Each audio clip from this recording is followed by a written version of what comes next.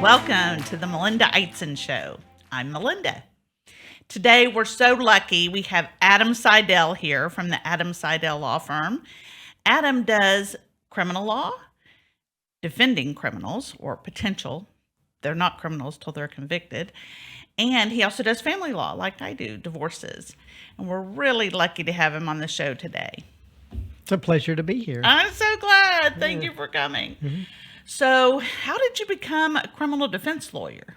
Well, interesting. I won't give you the whole boring story, but the bottom line is after law school, I went to work for a wonderful civil law firm downtown in Dallas, and then fell into a pro bono family law case and ended up in a full-blown jury trial my first year as a lawyer. Oh. And so I got bit a bit with the trial bug. So I interviewed and took a job with the district attorney's office in Dallas.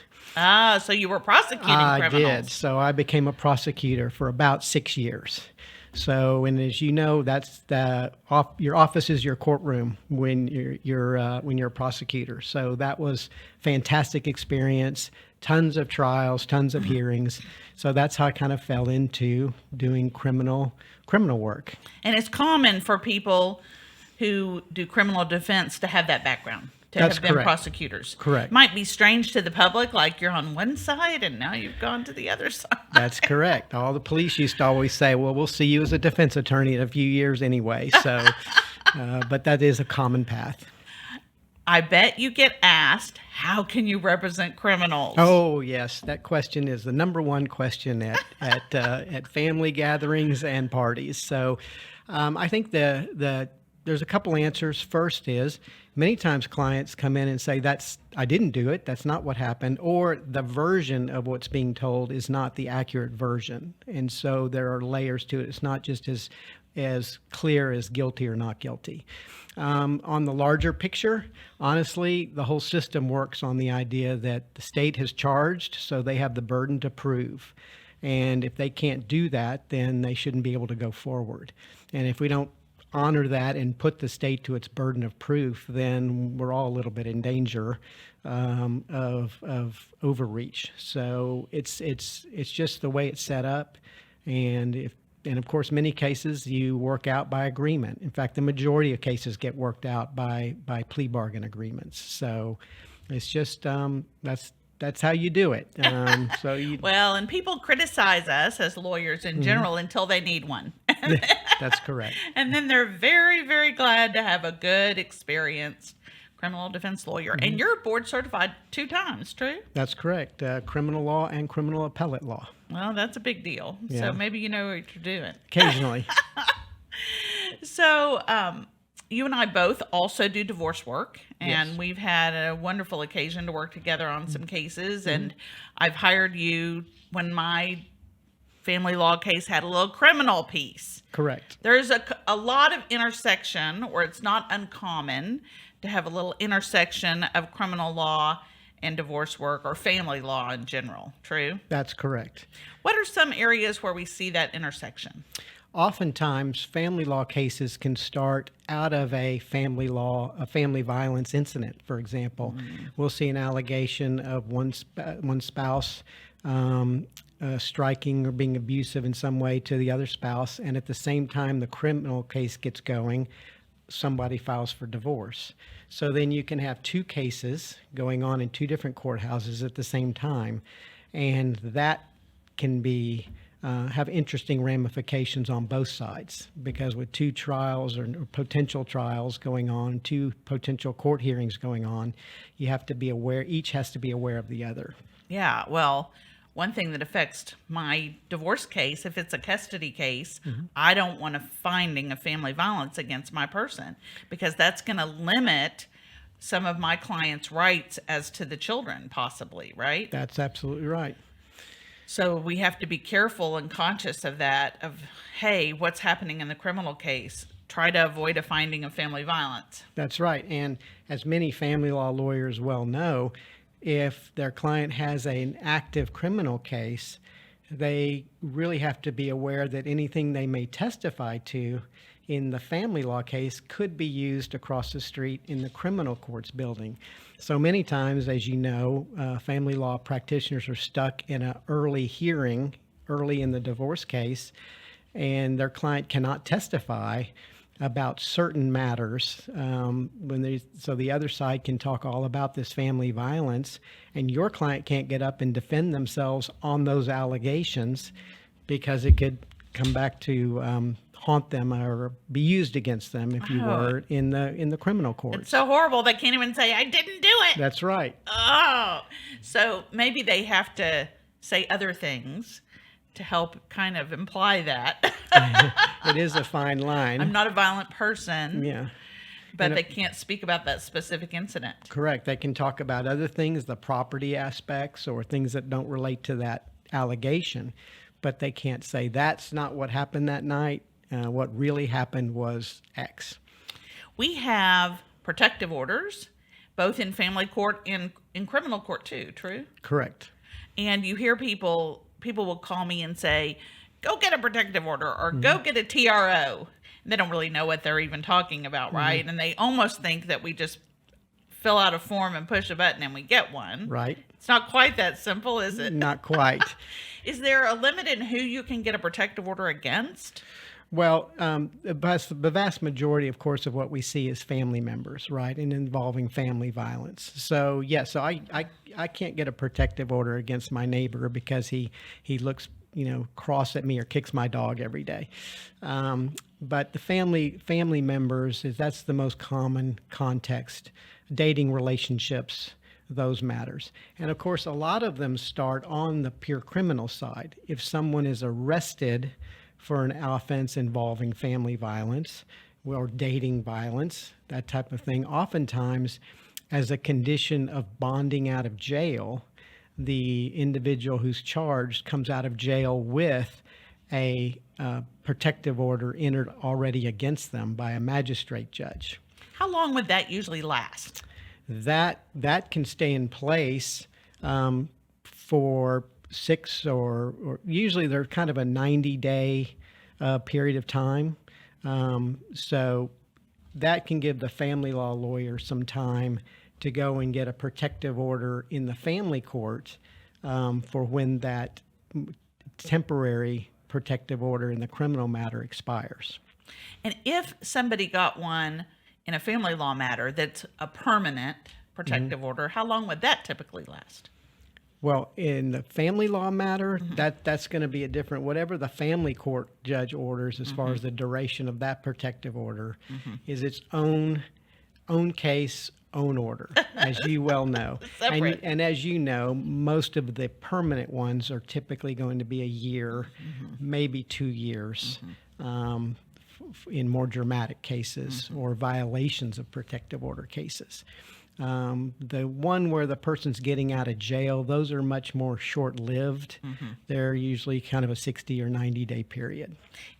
I'm right that it's common in a protective order, whether it's criminal or family, to say, don't go within so many feet of this person. Correct. Usually identifies an address of their house or their work. What happens if they do that? They step on the lawn when they shouldn't. Well, it's a criminal offense in and of itself to violate a protective order. So they can be really, whether the protective order is out of the family court or the criminal as a condition of bond, it can be a separate offense to violate a protective order. So now you may have two problems. It can also, on the criminal side, be a violation of the conditions of bond. So because the person's out free in the world with on bond until their criminal case is disposed and finalized. So if they violate their bond, they can have a warrant issued and a hearing. It's called to hold their bond insufficient, and they can be arrested and have to post a whole new bond. Okay, let's say the person who has the protective order against them, they've made up now. Like I'm going to say he, it's more often he, but it could be she. He hit her. He ended up with a protective order against him. Now they've been on the phone and they've made up. And she says, it's okay. Come on over. Can she waive or forgive the protective order? The easy answer is absolutely not. And in fact, the protective orders all say, whether it's handed to someone getting out of jail or in a family court, that nobody has the authority to modify or cancel this order other than the court.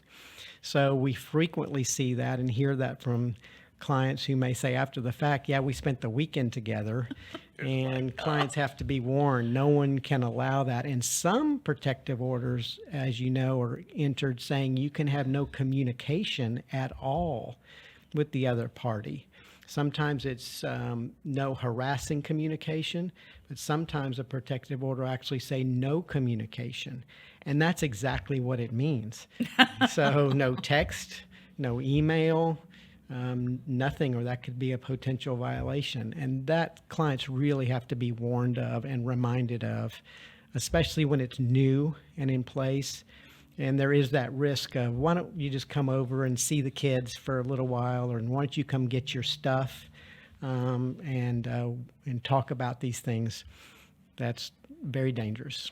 It's not her protective order anymore. It's the judge's. It's become an order of the court. Correct. And the judges take their order seriously. Yes, they especially in the area of family violence allegations. That's, we've all seen the bad stories in the newspaper. So courts are really cognizant of those cases, very mindful of what's going on. And oftentimes, frankly, their reaction initially is to go from 0 to 100 miles an hour. And the courts take it very seriously. And if things aren't really what they may appear to be, I think the attitude is they can be undone later. The protective order could be dissolved or dismissed later. But they're going to err. If they're going to err, it's going to be on the side of caution and being conservative about the orders. They want to err on the side of protection. Absolutely. Okay, so what about, it's not family violence perhaps in the sense of somebody was beat up, but there has been some type of threat, maybe in texting.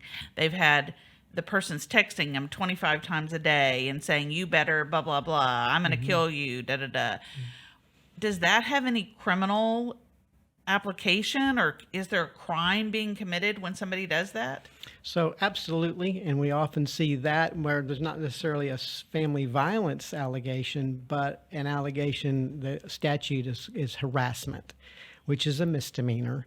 And broadly speaking, multiple text messaging sent to someone with the intent to harass or annoy or alarm.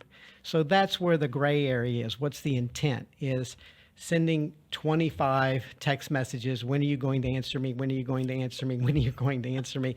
It starts to get into the realm of, yes, that could be characterized as meant to harass or annoy or alarm. So I do see cases and have cases where it's misdemeanor harassment for multiple texting.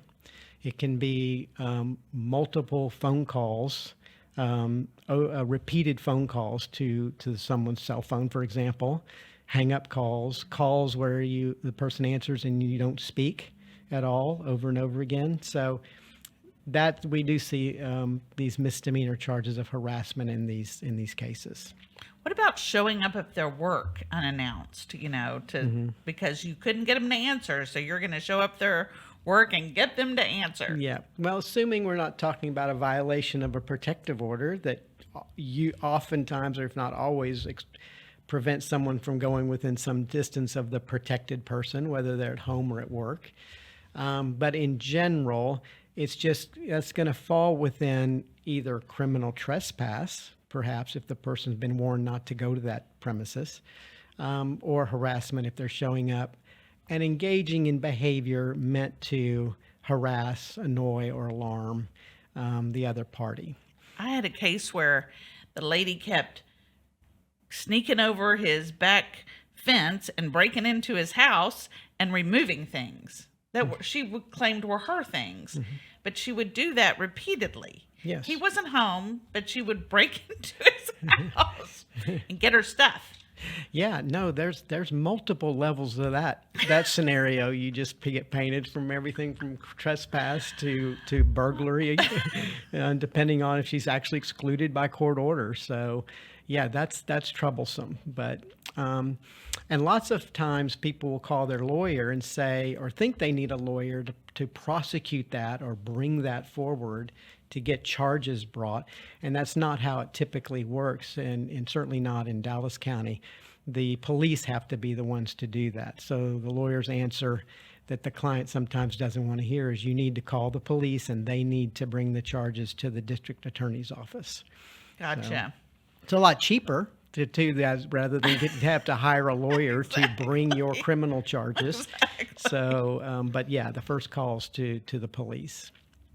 Okay, let's go to another area where criminal can intersect with family. We have cases where somebody is violating an order that's already in place. So maybe it's when they're supposed to have the children. Our orders typically have very specific times and dates that each person has their parenting time. And if someone violates that, we can sue, right? And say, hey, you're not doing this right. You're not supposed to have the kids then. Why aren't you giving the kids over? Mm-hmm. Does that have a criminal element to it, or could it? Absolutely. And sometimes I think family law lawyers kind of are so focused on the family courthouse that it would be helpful to remind clients that violating court orders for possession and access to children, or possession of children, parenting time as we call it, that can be a felony offense. So taking a child against a court order when you're not authorized to have them, and for example, leaving a geographic area of restriction, as we often see, children are restricted and can't move during a case, taking them out of the geographic restriction in order to keep them away from the court, for example, that's a felony offense. Is it kidnapping, basically? It's not really, because you can't kidnap your own child. Oh, that's good to know. But it would be prosecuted as a felony under violation of a court order for possession of a child. What if I took my child to Bulgaria to live? Is that kidnapping? That's, again, going to be the same felony. In lay terms, it's kidnapping, but you can't kidnap your own child. But it would be a felony offense prosecuted for example, in Dallas County, if the child lived in Dallas County and part of the offense took place here in Dallas County. So violating the court order, there's an interesting aspect to it. If you return the child within 3 days, you have a defense. Then they won't. So people get a change of heart and decide they better go ahead and follow the court order. Within 3 days, they might have saved themselves. That's interesting. And there's also interesting exceptions. For example, if they're taking the child outside the jurisdiction in flight from a criminal offense like family violence, there's some finer exceptions to that. But in general, just being obstinate and not turning a child over when you're supposed to turn the child over, either way, one parent to the other, it's not hard to get up into a criminal charge. They're not really often brought. Candidly, police, I think, don't really want to get involved in that. They may come to the house or try to solve the problem at the time, but they usually tell folks you need to go solve this in family court. But technically, they could be charged as a felony, and some jurisdictions may be more aggressive about that. And the police have a right, they're not obligated to, but they have a right to read the order and say, it seems like you're supposed to have the child, or you're supposed to have the child right now. I think that commonly happens. So, they're not always right. Yeah, some of the orders are complicated. Yes, and many times folks don't have an order or one signed by the judge on hand. So, or they only show them part of it and not the right part. Correct. Poor police. I feel for them. Yeah, I think that I've seen plenty of body cams. They don't really want to be involved in where's the child supposed to be at 6:15 on Sunday night. And I think they'll try to solve it best they can with the information they have. But the answer is usually going to be go to family court. But the clients need to know they're walking a fine line with a potential criminal charge. And it's not just something that some family court judge said they should be doing. Right. Take it seriously. Amen. What about something like paying child support? If somebody didn't pay their child support long enough, could there be a criminal element to compelling that? So there's actually a specific Texas Penal Code statute about failure to support a child. And again, similar to the visitation, we don't see a lot of prosecutions of this, but I've handled one where the person just purposely didn't pay their child support and moved away to another state. And the family court was having a hard time getting them to family court for the contempt on the child support side of it. So they went to the grand jury and got an indictment, and they charged the person with a felony offense of failure to support a child. And they were extradited back to Texas. Wow. So that's rare, to be candid. But there is a felony statute for failure to support a child contrary to a court order when the person had the ability to support the child. So having the ability or not that's going to be a defense, but you may be having be arrested and be having to get a criminal defense attorney to figure out how do we show, if we can, that you weren't able to support the child. In family court and family cases, and when we say family court, we mean the judge that hears divorces, post-divorce modifications, and then there could be an enforcement action. Like we're talking about, hey, you're not doing the stuff in that underlying divorce decree. Can the family judge put people in jail ever? Absolutely. So again, not common, but the family court judge who's issued a court order, you shall pay child support in this amount on the first day of each month. Failure to pay that child support can result in a good lawyer like you bringing a contempt action against the non-paying party, right? You can end up in an enforcement hearing, and the judge can find the non-paying party in contempt and sentence them to the Dallas County Jail, technically up to 6 months for each violation. It's often just run together, but the person could be going to jail because they violated the family court judge's order, and technically could end up with criminal law problems and dealing with a prosecuting attorney and looking at jail time across the street in the criminal courts building. Again, not extremely common that happened, but it can. And I've seen it happen where the arrearages or the amount of child support owed get to be really high, and the person clearly has the ability to pay. I love the cases where I'm doing an enforcement and I have a picture of their house and their boat and their new Mercedes, and they're not paying their child support. Yes. So ridiculous. Okay, so let's give our audience some tips. If you are arrested, or if your child, who is a teenager or an adult, or anyone you know is arrested, should you answer all the police questions? Should you let them search your car? Like, give some basic tips. So the most frustrating, I deal with a lot of clients who have never been arrested before. I say it's the majority of my cases. And, it's natural for folks who don't have a lot of prior experience with the police to want to cooperate, to say, I'm not a say no type of person. I cooperate with law enforcement. I'll do what they ask me to do. But the reality is that I think most law enforcement folks may say, you just keep your mouth quiet, and if you're arrested, you're arrested, and you get out of jail and go get a lawyer, and you deal with it at that level. So it doesn't make you look more guilty. That's the fear, right, of folks who don't normally come across law enforcement in that way. They feel like, well, if I don't cooperate, that must make me look guilty, right? But the reality is the best advice is less is more. And no, you don't need to be interviewed. You don't need to consent to searches or hand over your phone and do all those things. All that can be sorted out later when you have an attorney to advise you on how to address these things, how to interact with the police, how to interact with the prosecuting attorney, all those folks.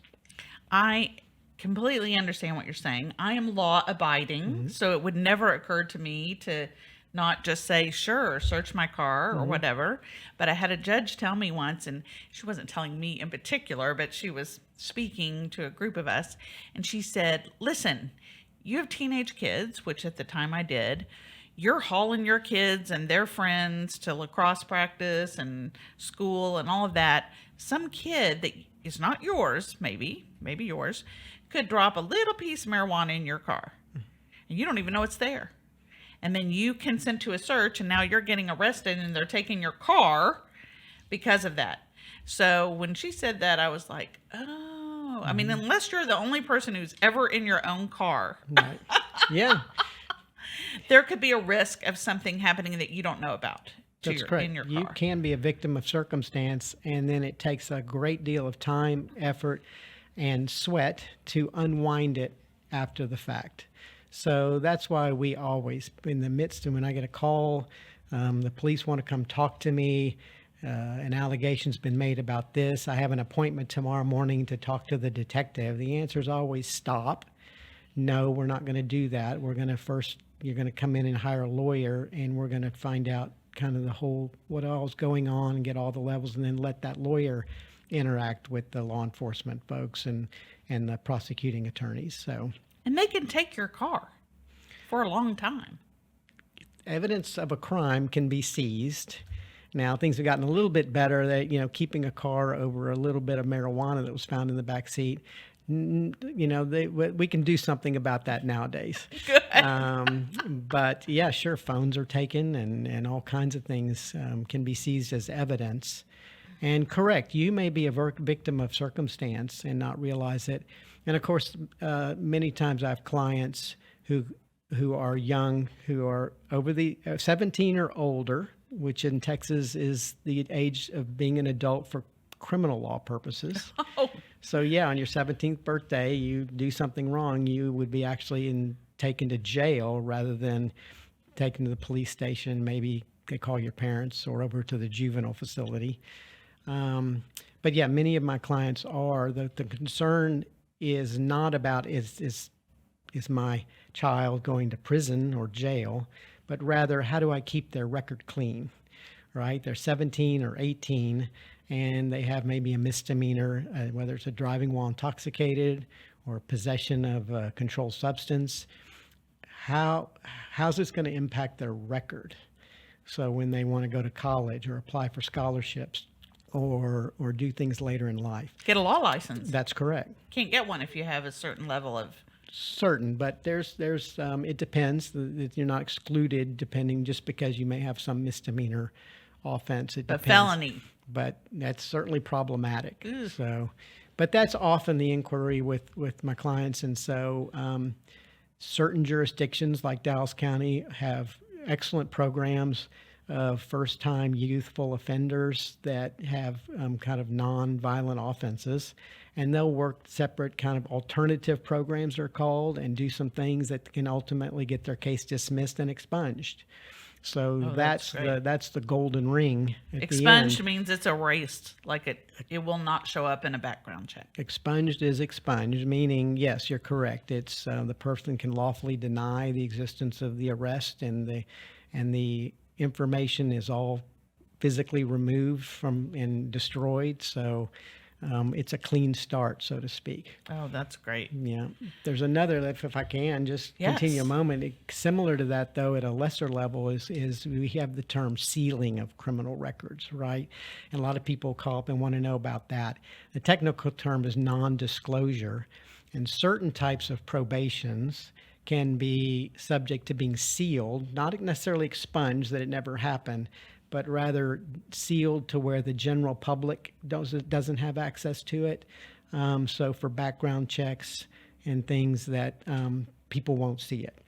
And there's many offenses that are potentially eligible for that if someone successfully completed a certain, it's called deferred adjudication probation. So that's another thing we're often looking at. And how do we get to a result that their record is protected as much as we can possibly protect it? That's a big reason to involve a lawyer is it's not just about not going to jail. It's about, hey, this young person has their whole future ahead of them. We don't want them to start because they made one very poor decision. We don't want that to ruin every other decision in future of their life, right? Correct. Good people can have a bad day or have a bad lapse of judgment. Yes. And it shouldn't bring down the whole plan and what they've been working for, whether they're already well into their career or young and starting out. And so these are things to keep in mind about that. Of course, the easiest way to get is an expunction, where it completely goes away, is a not guilty or a dismissal. So oftentimes the first inquiry, how do we get to one of those results? And then if we can't, and we don't want to risk a permanent conviction, how do we get to a result that can come out better, maybe sealed? Yeah, we've had a case together where you were able to just kind of make it go away eventually. Mm-hmm. And it was a pretty serious claim against our mutual client, but you were good and you were able to demonstrate to the DA that it wasn't worth pursuing. That's right. And the old term, make things go away, that she said is so funny, because so many clients want to know, do you know the judge? do you play golf with the judge? Right. Who does? But the reality is that it's the facts and the circumstances of the person charged and the strength of the case, the issues with maybe the person making the allegation, and their credibility. So yes, bringing all of those things to bear and bringing to attention, a lot of prosecutors in today's world really do want to do the right thing. That's great. And so they're really cognizant of that. I hate it when people question our judiciary. I'm sure there's good judges and bad judges, and I'm sure in the world there's corrupt judges, but my experience in the DFW area is we do not have corrupt judges, that they're good people trying to do the best thing. Some of them may be better than others at reading the law, interpreting the law. Their judicial demeanor could be different. But do you agree, we on the whole, I'm not going to go play golf with the judge and slip him $100. It's not really working that way. Do you agree? I absolutely agree. And I tell clients, I used to be a prosecutor with this judge, or I may know this judge because we've been in the same bar association for many years, but that and about $2.80 will get you a cup of Starbucks coffee. So no, it doesn't, because they're going to do their job to make the best call that they see in each case, because they're cognizant of a victim and what's going on with that person. So yes. So no, it's usually the facts of the case and how hard the lawyer works it. I think the best we can get from the judge knowing us is that the judge will give us the benefit of a doubt that what I'm saying I believe is true. Yes. But that doesn't mean that my client is telling the truth. They could be lying to me. Sure. But as you know, in family court, our credibility is always paramount. Very important. And so they certainly know that we're not going to bring something that and make a claim that we don't really feel strongly about. And so, credibility is of the lawyer arguing a matter. It's huge. Adam, thank you so much for being here. We're going to put on the screen your contact information so people can find you, but I would highly recommend Adam to anyone who has a criminal issue or a family law issue. He's excellent. I've seen him in action. I can vouch for him. Thank you so much for being with us, Adam. My pleasure. Thank you, Melinda. And now our tip for the day. You, in a criminal matter, have a right to remain silent. And I would recommend that you exercise that right. And you know what? It wouldn't hurt to exercise that right in family law cases either. We are seeing people put ridiculous things in writing, texting, posting things to social media. There's no backing off of that. I mean, if you put, I'm going to kill you in a text, it's very hard for me to explain to the court that you didn't really mean that and that you're really not an angry, hostile, maybe unstable person. So don't create evidence that will benefit the other side. If you're going to be fighting for your freedom or you're going to be fighting to be the primary parent of your children, don't create that path. Just write it down and then delete it before you push send. Maybe go talk to a friend, maybe get a therapist, somebody that you can talk through the frustrations that you have that are normal. It's normal to be frustrated in some of these matters, but exercise your right to remain silent. That's the tip for the day.